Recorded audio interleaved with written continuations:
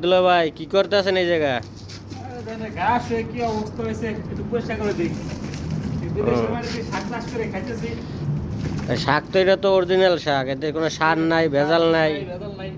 এই যে এটা ফুল হয়ে গেছে, এই ফুল পাতলি করে পরে বীজকে আবার বুনে দেবো না। এই যে আলো আবার এটা পরিষ্কার করে দিই নাকি? হুম।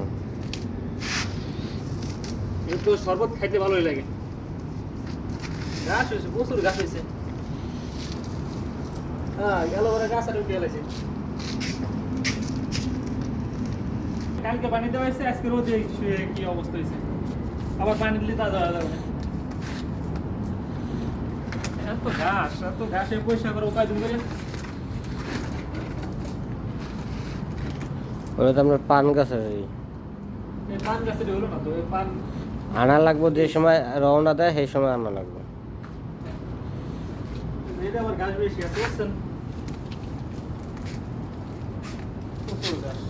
এই শাকগুলো সুন্দর হয়েছে, হ্যাঁ? হুম। এগুলো উঠে আবার নতুন করে দিলে পরে ভালো হবে না। ঠিক আছে।